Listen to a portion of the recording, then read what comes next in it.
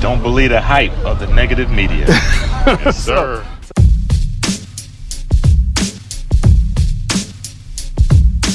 HYPE. Don't believe it. Hello and welcome to the Don't Believe the Hype podcast. A very wise person once said, "Do not be conformed to this world, but be transformed by the renewing of your mind." And that is the intention of this podcast. Our goal is to empower you to change your mind, and in doing so, you can change your life. To do so, you must be willing to transform your life from the inside out, and that is the reason you should be tuned in to this podcast. So if you're ready to be educated, motivated, and inspired to live the life of your dreams, then sit back, relax, and take notes, because you are about to be energized with some high-octane insights and wisdom designed specifically for you. So don't believe the hype of the mainstream media. There has never been a better time to be alive than right now, and you have everything you need inside of you to create an extraordinary life. So now it's up to you to change the way you look at things, so the things you look at will change. Because when you do that, you will gain complete control over your life, and nothing will be impossible for you. So let's get started with the Don't Believe the Hype podcast with your host, Coach Michael Taylor.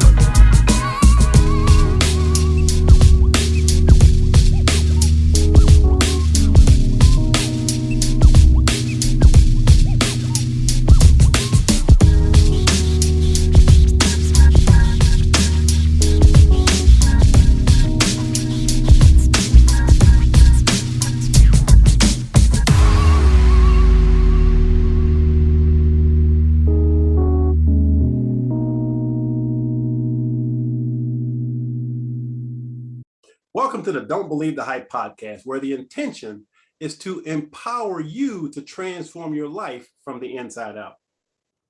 The key to your transformation lies in your willingness to change your mind, because by changing your mind, you can change your life. So remember what the good book says: be not conformed to this world, but be transformed by the renewing of your mind. If you change your mind, you can change your life. Are you willing to do so? If you're watching this video, I believe the answer is yes. So let's get started. You've probably heard the statistic that 50% of marriages end in divorce. I'm not sure how accurate that number is, but it definitely implies that marriages are in jeopardy. If you pay attention to mainstream media, it could be easy to conclude that relationships are doomed to failure, and it isn't possible to create a loving, rewarding, fulfilling relationship. We're constantly bombarded with stories of infidelity and cheating, domestic violence, sexual assault, and loneliness. Suicides, addictions, and depression are rampant in our society. It should come as no surprise that a lot of people are actually giving up on relationships. Well, I don't believe the hype. Contrary to mainstream media, I am extremely optimistic about the future of relationships. There are several reasons for my optimism, and I'd like to share 3 of them right now. First of all, I believe in human evolution, and I believe human beings are still evolving. We are evolving in consciousness, and this process will continually evolve to deeper and deeper levels of insights and understanding that will ultimately allow us to create spiritual partnerships that will result in intimate, authentic human connections. Secondly, I'm optimistic because of my own experience. I've been happily married for the past 19 years, and my happy marriage is the result of my own personal growth and healing journey. So if I can bounce back from divorce and create the relationship of my dreams, I'm absolutely certain anyone watching this video can do the same. And last but definitely not least, I'm optimistic about the future of relationships because of people like Jason Gaddis, who is a relationship expert that has written a powerful new book titled Getting to Zero: How to Work Through Conflict in Your High-Stakes Relationships. So without further ado, let's welcome Mr. Jason to the show. Hello, Jason. How are you? What up, Michael Taylor? Good to be here, man. I'm well. All right. So super excited to have you on the show. And before we jump into your work in your book, I want to start off with a few icebreaker questions. So first of all, tell us where you're from. I'm from Salt Lake City, Utah, born and raised, now living in Colorado, Boulder. Okay. Now, tell us a little bit about your family, whatever you feel comfortable sharing. Yeah, totally. Married 14 years to my lovely wife, Ellen. 2 kids, boy and a girl, 12 and 10. And we have a chameleon and a cat. Chameleon and a cat, great combo. Yeah. Now, when you were a kid, what did you want to be when you grew up? Oh, man. Luke Skywalker. Nice. Nice. Nice. Now, name a few people who have shaped you into the person that you are today. Certainly my parents. Mom and dad definitely have the single largest impact on me as a human, given their just how they parented me and how they raised me. All the good, bad, the ugly, all of it. It's grateful for all of it because it's I wouldn't be talking to you right now if it weren't for them doing what they did, you know? Nice. Yeah, probably my parents number one, and then I'd say my wife and kids probably next in terms of my wife's just dramatically helped me become a better person. And then, you know, as you know, as a dad, just nothing like Yeah. the accountability of being a father and just being a model day in and day out to my kids. Nice. So I now want you to do some sentence completions. All right. So Okay. I really love to. I really love to spend time with my family, play with my kids, read, connect, people like you, and grow and develop. Nice. My superpower is. My superpower is definitely my ability to track relational dynamics. I am proud of. I'm proud of this new book I got coming out and all the heart and soul and effort I put into that. I feel really good about it. Life is. Life is inherently trustworthy and amazing. One thing I would like to change about the world is.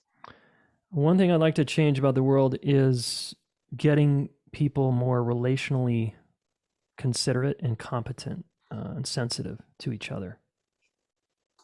And last but not least, the future is. The future is full of infinite possibilities, and it's looking intense, and I'm excited to just meet it full on. Nice. So now I'd like you to introduce Jason the professional. So tell the audience about what you do. Yeah, man. Well, I care so much about how people treat each other that I devoting my life to relationships and how we can treat each other better and work through our differences together more effectively. And that's what I do. I founded the Relationship School in 2016.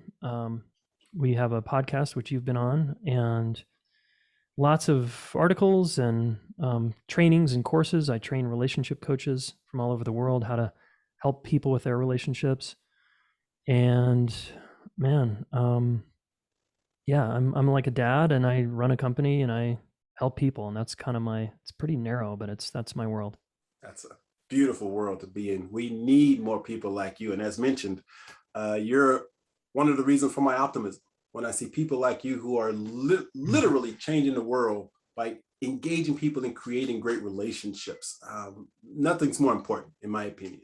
So super, super proud to know you, to be your friend, to be a partner with you in this process of making the world a better place. So thanks, man. So let's start with the title of your book, Getting to Zero. What does that mean? Yeah, so zero is the good, happy place where we feel connected. Anything above a zero, if we think of a scale from 0 to 10, is when we're triggered or activated in our nervous system. Our scared animal is what I call it, comes online, and we protect and defend ourselves, and we go into more of a posture, collapse, seek, avoid strategies to protect ourselves, really. So I don't know about you, but I want to live in my marriage and my home in a place of zero, meaning zero conflict. Like we're cool. Now that doesn't mean there's not going to be conflict tomorrow. There will be, probably, especially between my kids. But we work hard as a family to maintain this place of it feels good. You know, you walk into your home and you look forward to being there. It's a place where you kind of let down and recover and rejuvenate. So that's zero. Yeah, because I can remember, previous relationships where you come home after work or whatever, and you feel like you're walking on eggshells because there was so much Right. tension, in Exactly. the relationship. That was just not a nice place to be. Yeah, that's why people then kind of avoid home, right? They start like staying longer at work and they want to go out with the guys, or Right. because it's like crunchy at home and they don't know how to figure it out. It's Yeah. understandable. Yeah. Now, you've taught hundreds of people how to deal with conflict, and through those people, you've impacted the lives of thousands of people around the globe. And what I like about your book is you do not approach conflict from an academic perspective. You approach it from a personal growth perspective, and you share some wonderful stories about your own growth and transformation. So I'd like you to go back and think about the Jason before you began your inner work. Tell us about that guy. What was that guy like? Oh, man. He was difficult. He was lost, confused, shut down emotionally, very guarded around his heart. Didn't really know how to do intimacy. He was, sensitive and emotional and empathic, but that was buried below this big plate of armor because he didn't want to get hurt again. So I was really insecure, and I was always tracking social dynamics. So I would try to find a friend group that liked me and would fit in.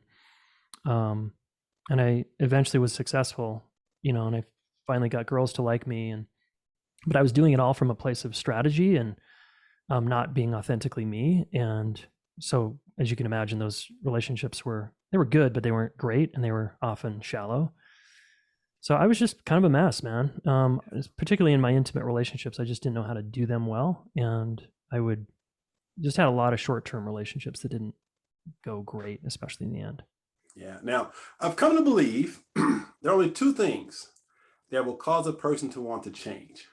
One is pain, and the other is what I call divine discontent, which is that internal feeling that something's just not right. We've all had that feeling that something's just off. So I'm curious, what caused you to begin your inner journey of transformation? Was it pain, or was it divine discontent? Well, I'm really liking that distinction, actually, because I've always merged the two, but I think you're right. Those feel separate to me as you just described them. I'm like, oh, I think it was more the internal discontent, just the repeated feeling of the blahs. And I felt, a kind of low-grade depression. I called it LGD, and anxiety, just feeling inside that, like, people would say, dude, you have the life, man. You have all these friends, and you have this coolest jobs, and you always get to take time off and go up in the mountains and nature, and you're great at rock climbing and skiing and blah, blah, blah. But I could never, when they said that, I always felt empty. Like, that's not how it feels inside. So I was doing the things that made it look like I was okay, but inside I was not okay. And that's that internal discontent. And and then pain around relationships. I'd probably say both, but that, I think the loudest thing was that internal discontent. Yeah. And for me, I think back like yourself, on the outside, people would see Michael Taylor and they'd go, man, that guy's got it all together. I had the house, the wife, the 2.5 kids, at 22 years old.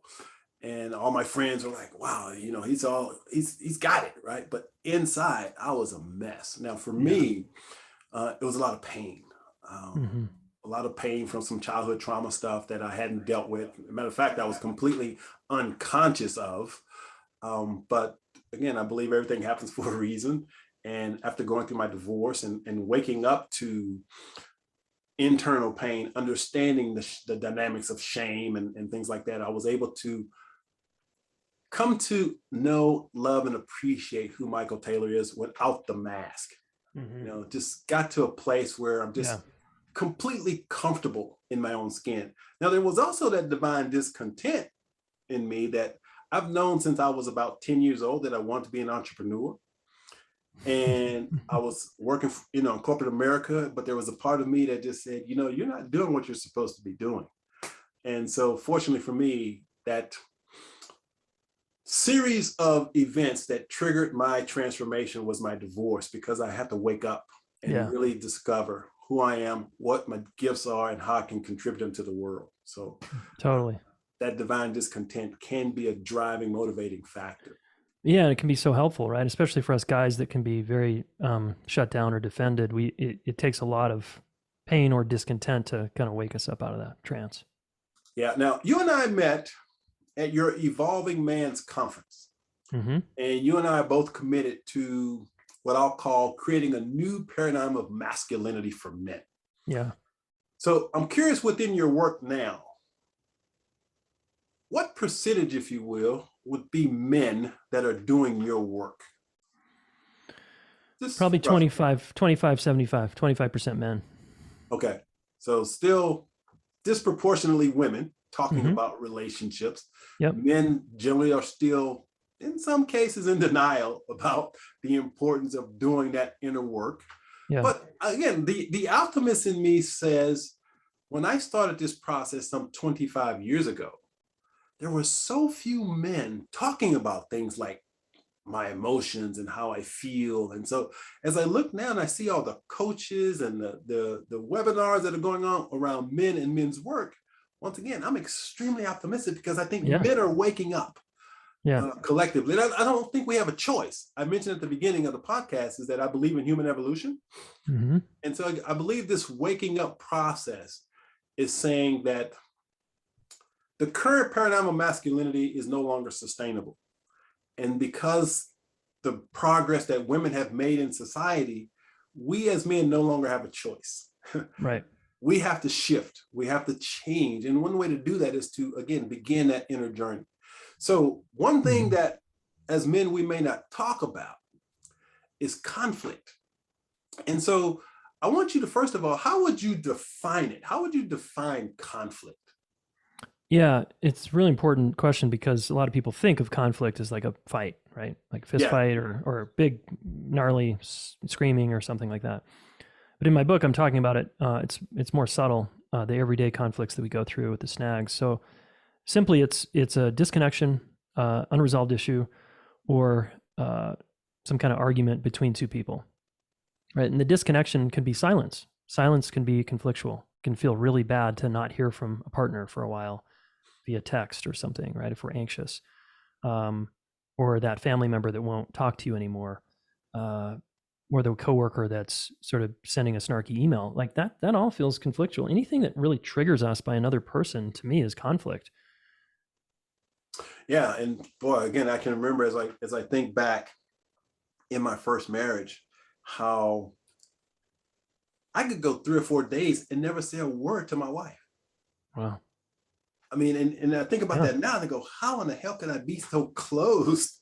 You know, but at that time, I didn't have the tools. I didn't have the emotional awareness tools to deal with conflict. I didn't know how to talk to, my former wife about what was going on inside of me. So Yeah. I think that's why it's important for us as men to have this conversation, to talk about conflict. Now, I believe there's a distinction to be made between conflict and fighting.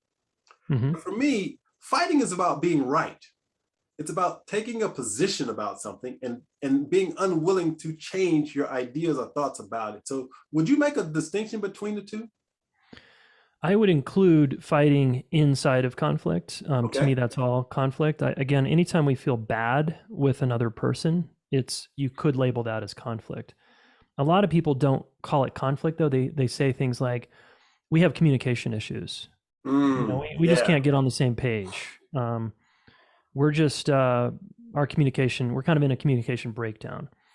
When you hear fighting, that definitely for some people that sounds like we're arguing and disagreeing and raising our voices at each other all the time, and that might be true, but to me, it's still all in this kind of all-encompassing conflict thing. Now, you mentioned that there's a certain way most people do conflict. Explain what you mean by that. Well, there's a lot of ways, but one of the primary ways is just avoiding conflict. We don't do it because we're scared of it. We avoid conflict, and then anytime we avoid a conflict, we create an inner conflict inside of us because we're holding on to it. We're not speaking it. We're not bringing it to the other person. Yeah, because I remember, and again, this is just bringing back up some old stuff. When I didn't know how to communicate, and I didn't recognize it as conflict, but I was that super nice guy, always wanting to meet other people's approval, didn't know how to express anger, authentically, just completely shut down emotionally. And I didn't realize at the time that that was why I never really felt connected in my first marriage, because I didn't have those tools of connection. And learning how to deal with conflict is a great way to create that connection, because I think most of us, we have these over romanticized ideas about what marriage and what relationships are supposed to be like, right? What we see in the movies. But relationships really are about conflict. Yeah, good ones. Good ones are. Yeah, and how to deal with conflict. So one of the chapters that I really enjoyed, you call it your scared animal. Can you talk a little bit about what that is? Yeah, sure. So if you and I are in a relationship, Michael, and we're close, intimate, high stakes relationship, business partners, or we're married or whatever, and you do something, you look at me a certain way with kind of a mean look on your face, or you don't look at me, you turn away from me. Because I'm a social mammal and I want to fit in and be liked by you and appreciated and respected by you, I'm not going to like that look. It's going to feel threatening to me, right? And so I react, and I call that reaction the scared animal. It's because we're one of the biggest things that can be threatening for us as social mammals is to be outcast or rejected or abandoned. And when conflict things start to feel conflictual between us, that's what's on the table. That's what's at stake here, is that you might reject me, go away, cut me off, cut me out of your life. That's all very scary for me. So my scared animal reacts. And I say the scared animal reacts in 4 main ways. We posture, kind of like a porcupine. We collapse like a hermit crab. We seek like a golden retriever, or we avoid like a feral cat. Like we get into these, we react in the ways that we react, right? And as a way to protect ourselves and or keep the relationship intact. Now, one of the things that has helped me a ton, when I first started this process, I was really into the Anthony Robbins motivational NLP, neuro-linguistic programming kind of stuff. Sure. Did the whole walking on hot coals thing, Nice. But what I didn't understand was the impact of childhood trauma and how childhood trauma we carry into our adult lives. And if we don't heal that trauma, it shows up. And we use the term in men's works, it shows up sideways, it comes out sideways. Yeah. So when you start talking about this scared animal, would you say that a lot of that is the result of maybe some unresolved emotional conflict that maybe we haven't addressed? Yeah, it's a good point. So to me, there's like 2 layers here. One is just, let's remove childhood trauma off the table. Let's say you had no trauma in your childhood. Your scared animal is still going to react when someone rejects you or hurts you in some way, because you're a social mammal. You're like normal. You're going to react and feel bad. That's going to be threatening to you.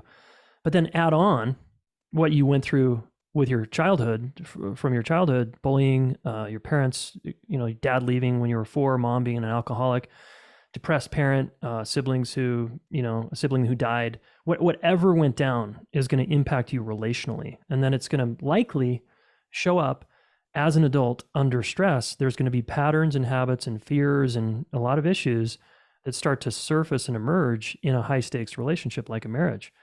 And if you have the right view here, like, that's not a problem. It's an opportunity to grow. No big deal. But if you're not used to that, it's going to feel really bad to you. And all that trauma is going to come out sideways, like you said, and your partner might get triggered by that. And now you can't deal. And now the 2 of you are at odds and you have no tools, and you don't even have this view that like, oh, this is my childhood trauma here. Yeah. So childhood trauma is a huge layer of any relational work, because it happens relationally, right? Like, people hurt us when we were kids, or something bad happened. Most of the time it was relationally. Yeah.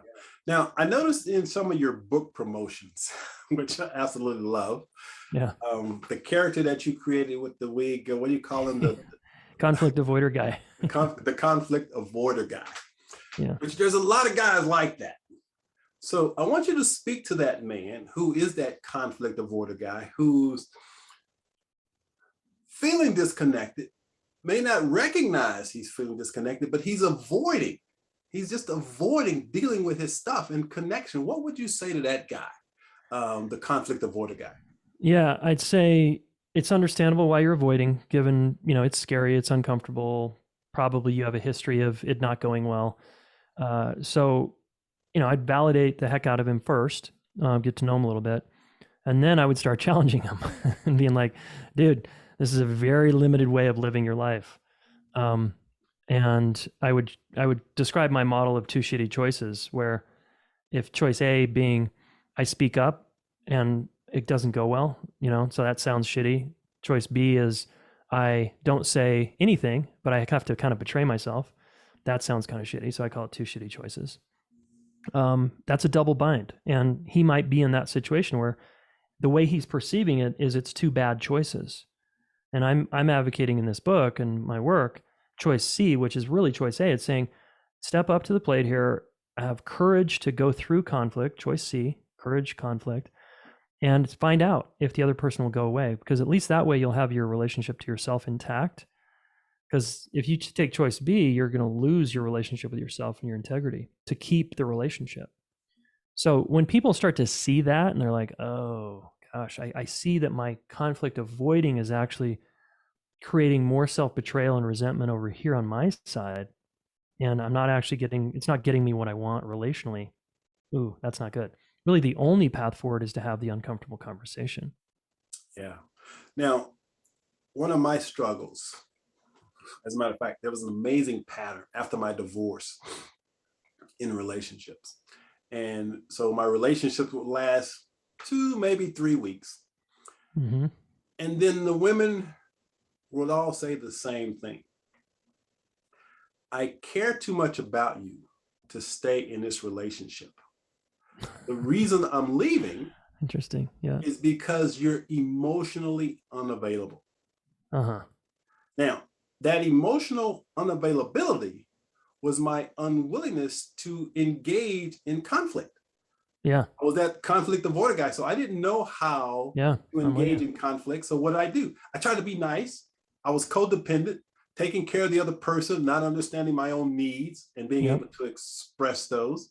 So how can we help men recognize that emotional unavailability is the fear, in a lot of cases, of conflict? Yeah. Yeah. I was very similar, by the way. I remember that about you. We've talked about this. Yeah. When you're emotionally unavailable, like if we hearken it back to your childhood, like my childhood, the reason I was emotionally unavailable to women that I was dating was because as a kid, I got the message that my emotions were a problem, as a boy. And a lot of boys are still trained out of their emotions. Be tough, put on a fit mask, like act like you know what you're doing, act confident even though you're insecure. All that, again, strategies, right? And so my emotions went underground. And so when a woman would want me, want my heart and want me to talk about my feelings and connect emotionally, I couldn't do it because I years ago had learned that wasn't safe. So I was scared, man. I was scared to get made fun of, rejected, humiliated. And when I started to face those fears, then I could start to enter into conversations with women that were way more heart-centered. Yeah. Yeah. For me, my big issue was abandonment, fear of abandonment. Yeah. And so, again, I've been doing this work for a while and kind of was able to pinpoint the exact moment when that fear was put in my heart. And when I was about 6 years old, my mom had to take me, one of my brothers and one of my sisters to live with my grandparents because my oldest sister got really sick. And so I'm 6 years old. My mom was God to me, loved her more than anything. So she takes me to live with my grandparents without fully explaining why. So in my little 6-year-old brain, what did I conclude? People who love you leave you. Yeah. Ouch. That's what kids do. Yeah. And so for me, I carried that fear of abandonment, and it was that fear of abandonment that drove my codependent behavior. Yeah. Because Don't I leave was doing everything in my power to keep people from leaving me because I was afraid they would leave me. Yeah. But guess what happened? They left me because I didn't know how to connect. Yeah, dude. Yeah, I love it. I love the self-awareness there. Exactly. Yeah. Yeah, So really good point. as men, we've got to be willing to go deep into this and gain a deeper understanding of how we do relationships and what drives our relationships. And I think that's why it's so important to talk about this whole thing called conflict. Now, within your book, you talk about a relational blueprint. Can you tell us a little bit about that? Yeah. So all of us come into the world in the family we got, whatever that was, parents, caregivers, whoever it was raising us, orphanage, whatever it was. And we learn about relationships by how they behave and how they treat us every day and how we watch the big people act toward each other. And that creates what I call a relational blueprint. And most of us are wired in such a way that when conflict happened as a kid or stress, interpersonal stress of some kind, we usually did one of two things. We were seeking connection, like more anxious, like kind of you're talking about, don't abandon me type of stuff, or we avoid, we move away from people because people are complicated and difficult. Most of us usually gravitate towards seeking or avoiding under stress. And so that's in our nervous system. And then we enter into a marriage later in life and we do the same thing. We seek or we avoid under stress. And the seeking can be aggressively yelling. It can be just desperately kind of feeling needy and kind of clingy. And the avoiding can be just shutting down and staying in the room, or it can be like leaving relationship after relationship, or just checking out on our phones. There's a lot of things we do to cope with relational stress. And that's the relational blueprint talking.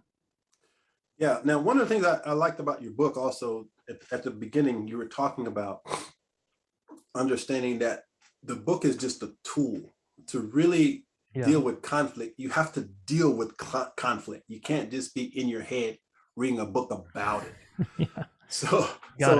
It's important that we engage in the process, in the work, right? That's creating what John Bradshaw called creating that interpersonal bridge with another human being. That's how we heal. That's how we grow. Love that. But it's important that we learn how to resolve our own inner conflict. So can you talk a little bit about what that means? How do we resolve our own inner conflict? Yeah, so there's kind of a big inner conflict and just the daily inner conflicts, like I was saying earlier, when we don't tell the truth to someone we care about and we're withholding because we're afraid of conflict, that creates this little inner snag, inner conflict. That's like a little one. The big one is, as kids, we grew up wanting approval because connection was more important than anything. We didn't want, again, to be abandoned, like your story. So we'll be nice. We'll try on behaviors that get us more love and connection and less pain and rejection and hurt and abuse and whatever, right? And as we do that, we create kind of a split between two selves. A strategic self is the part of us that is like acting like a nice boy or a good girl, trying to get the big people to not hurt us or like us. That's our strategic self. Our true self is less interested in that kind of behavior and just wants to go out and play and do the things that light us up and are interesting to us.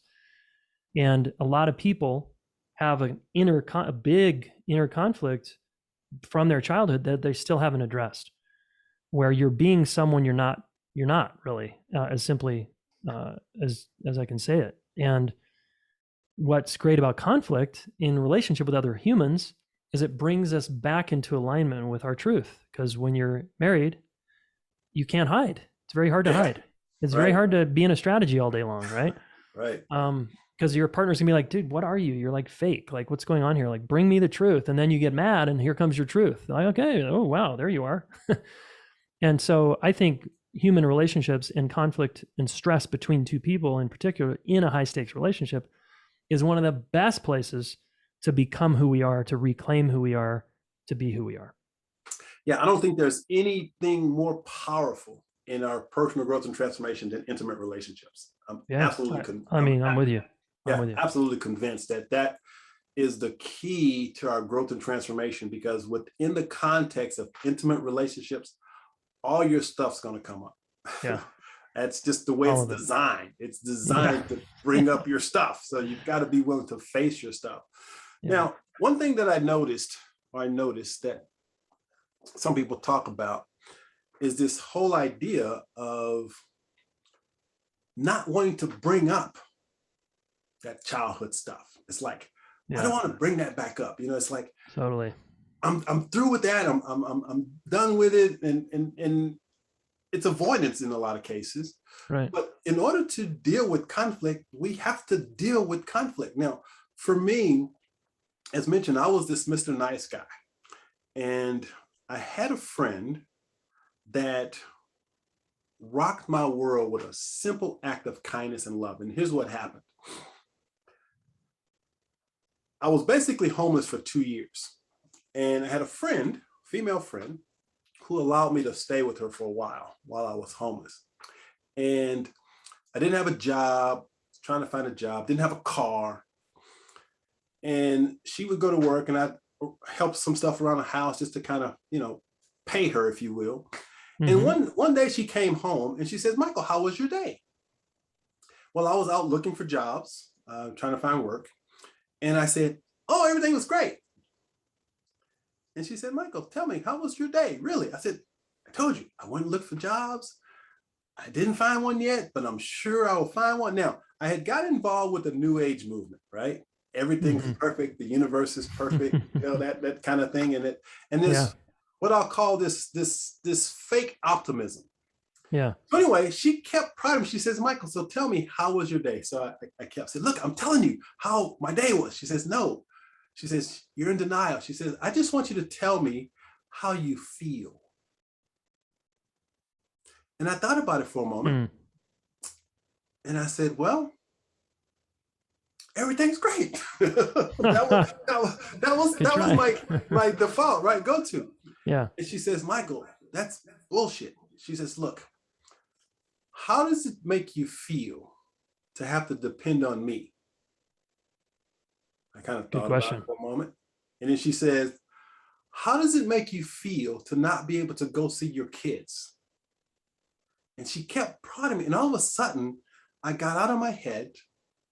I got into my heart.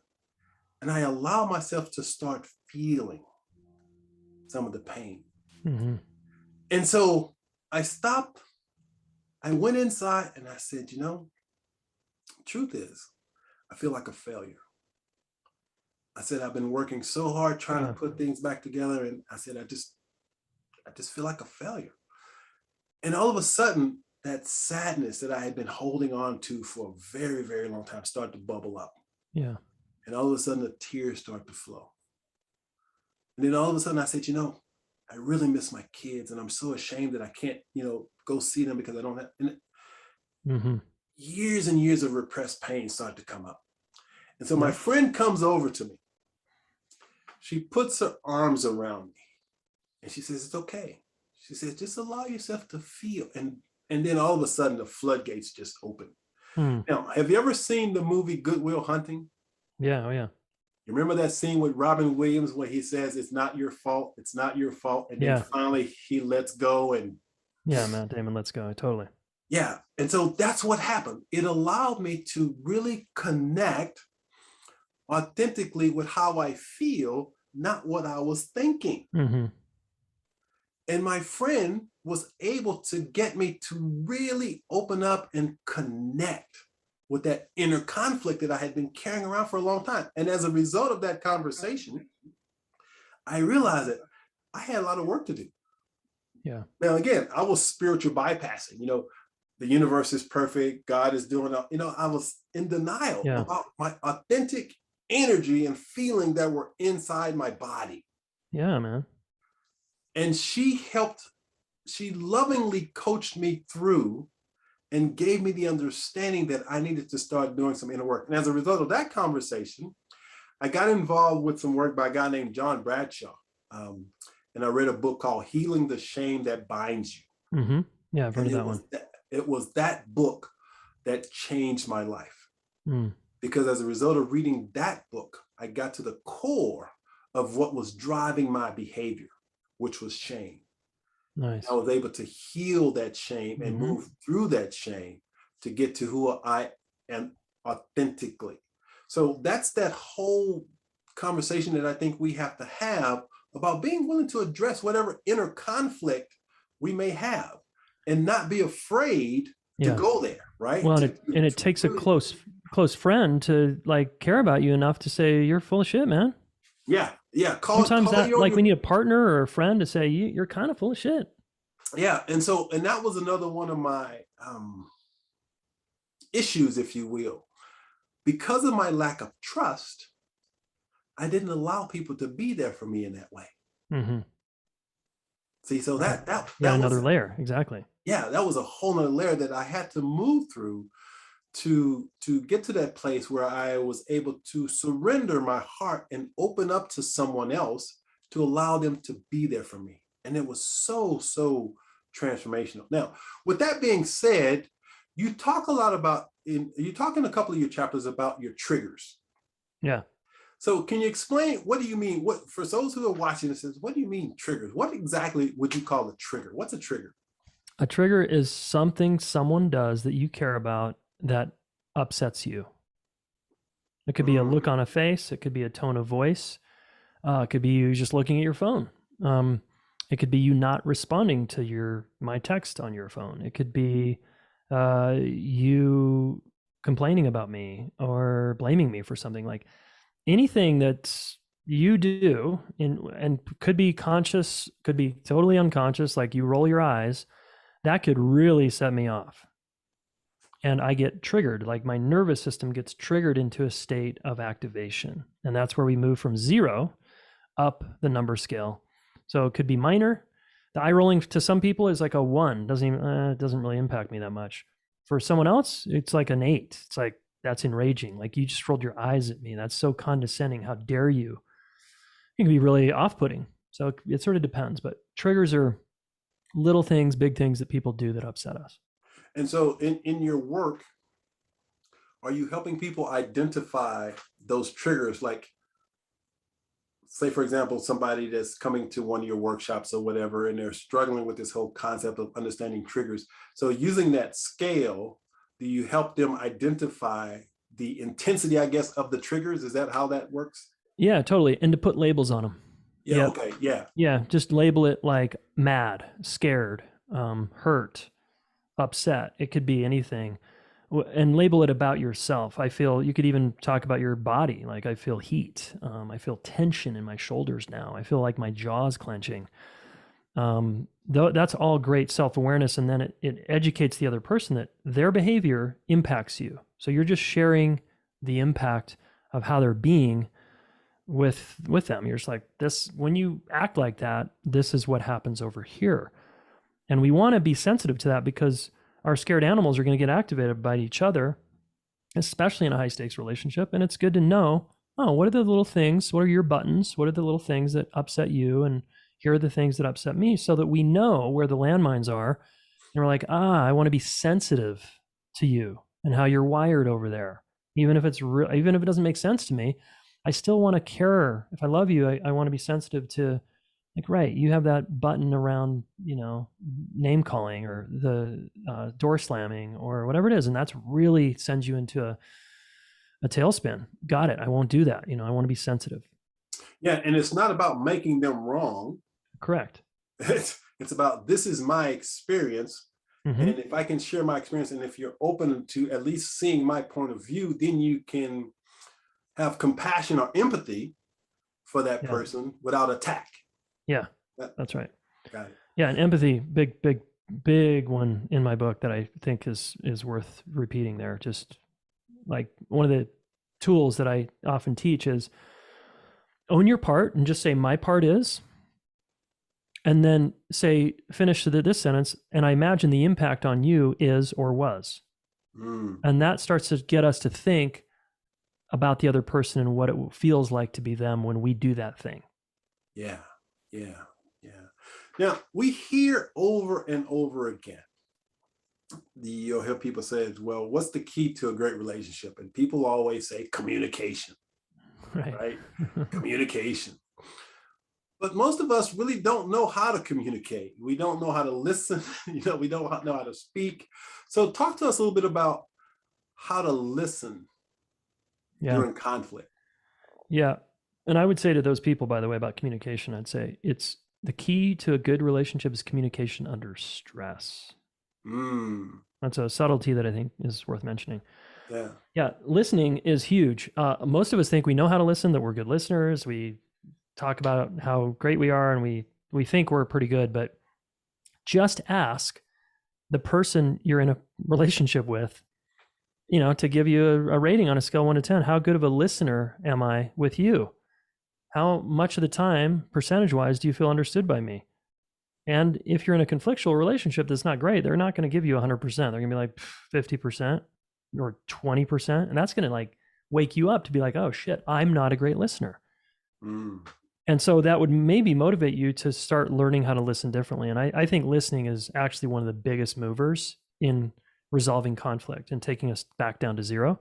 If I can listen well to you, and my rule of thumb is LUFU, I call it LUFU.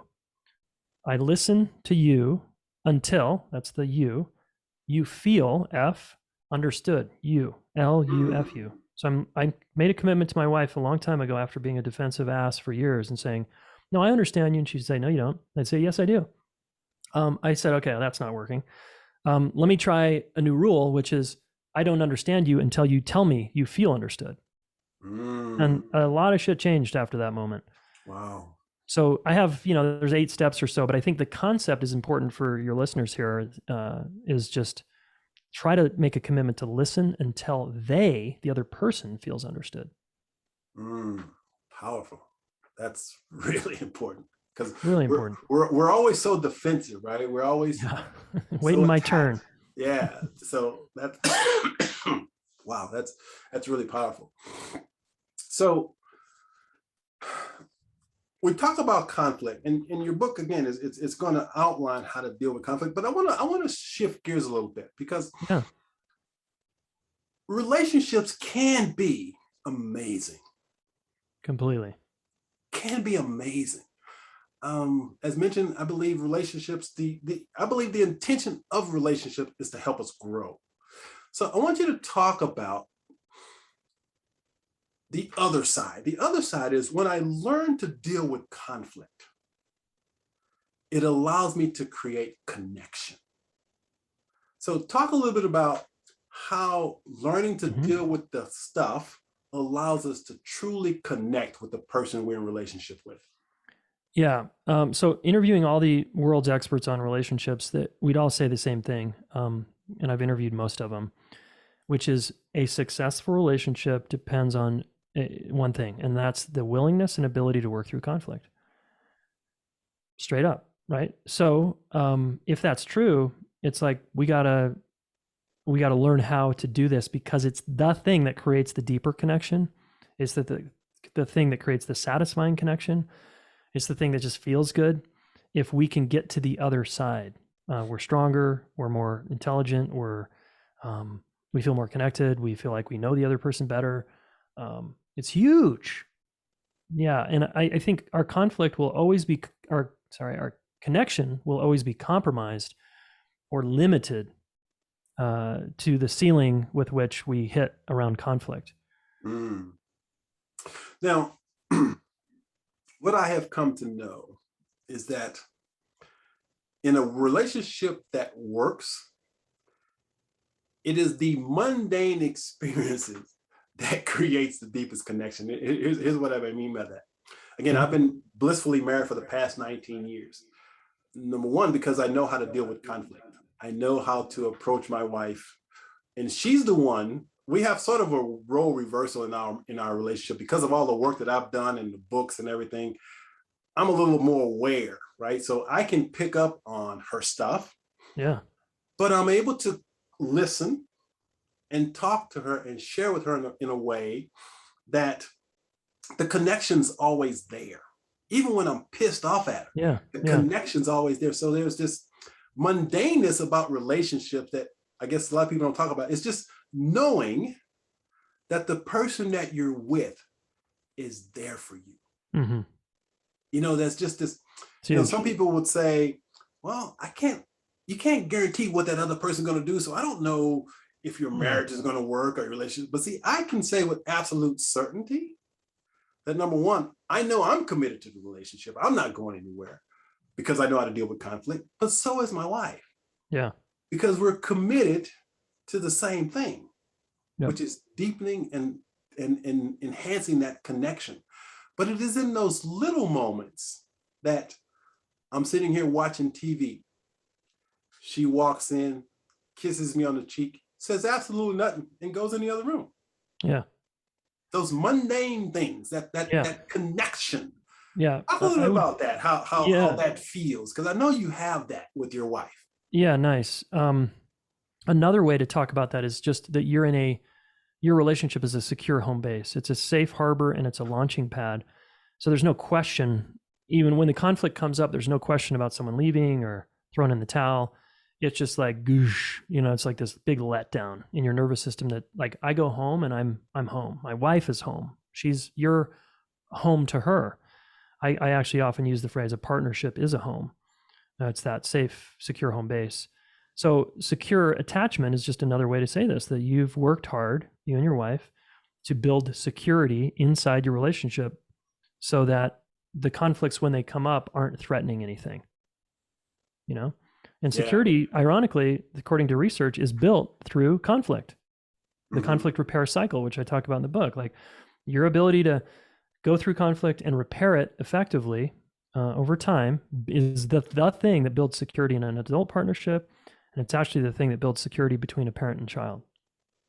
So for those who are watching, what's the thing that you most want them to get out of reading your book? Yeah. I really, like, if there was just one thing, it's that thing I said, where a successful relationship is determined by your willingness and your ability to work through conflict. And success could be defined as a deep relationship. It could mean that we feel connected most of the time.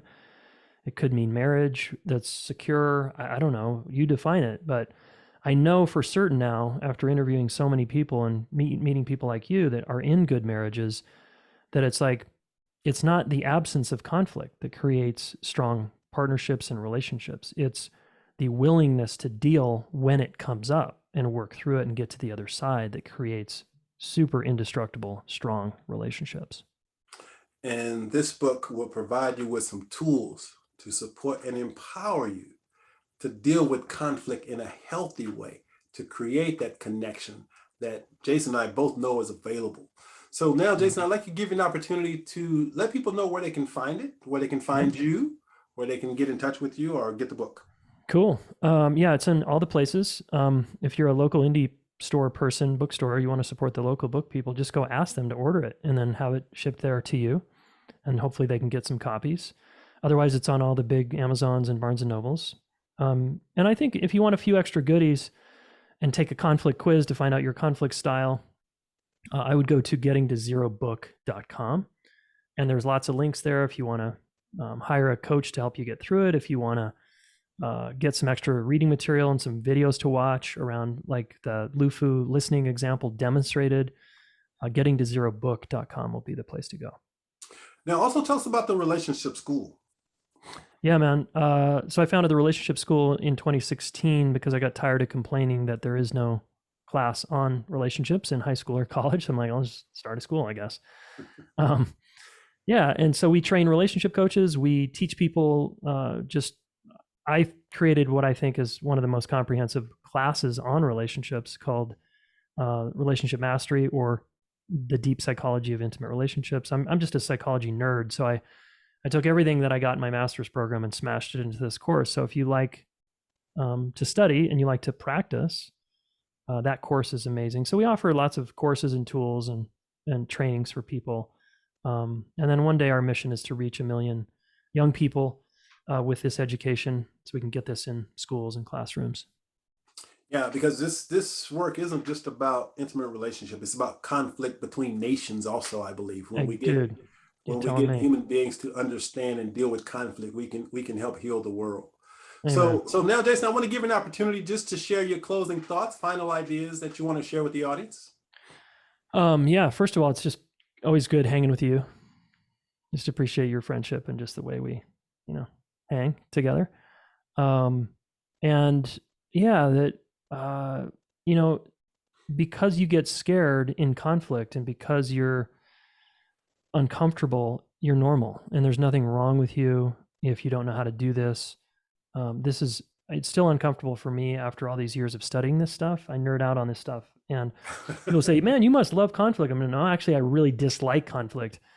I just know how to get to the other side because I don't like being in it.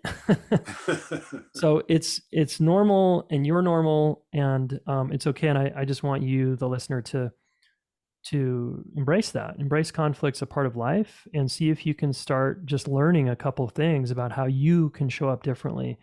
And I think you'll notice that your relationships will either end or they'll get deeper and more fulfilling. Because you might be with someone who doesn't want to deal. Yeah. So the key, first and foremost, develop a love affair with yourself. Learn to love yourself. That's where it all begins. Gosh, it's been an amazing journey, my own 25-year journey of moving past all the fears and concerns and somehow intuitively knowing that it was possible for two people to create a relationship that really works. So I'm really proud of the fact that I committed to that. I was willing to do the work to make it happen. And now I've created a relationship that really works for me. So if I can do it, I'm absolutely certain if you're watching this video, you can do it also. So there's a link to Jason's stuff right below the video here. So you can access the Relationship School, you can access his book, but it's a great thing to add to your toolkit because again, it's a journey that we're on, and we just have to have these tools that along the way. And this is a great book. I'm still reading. I'm about halfway through, but I really like the layout of it, and knowing you personally really makes it a little more intimate for me because I know this guy. This guy's pretty good.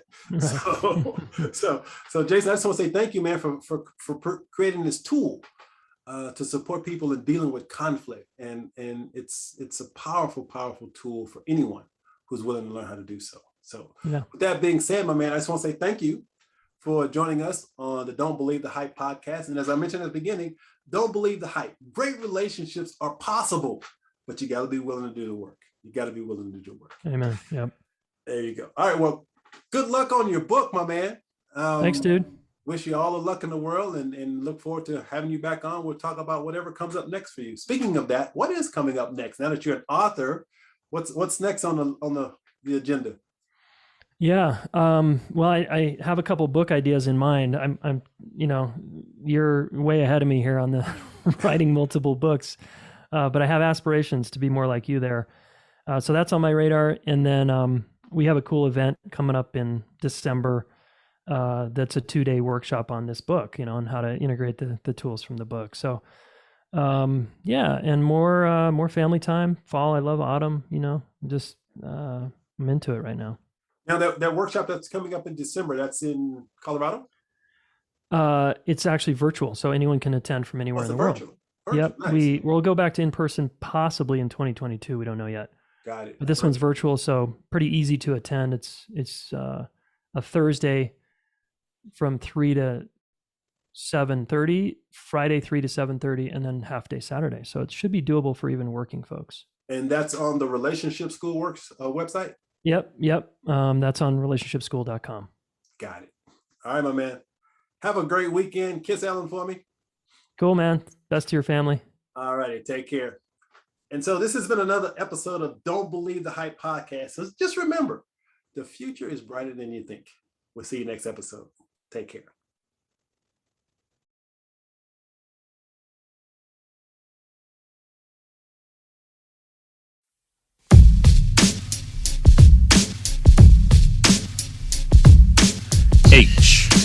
HYPE.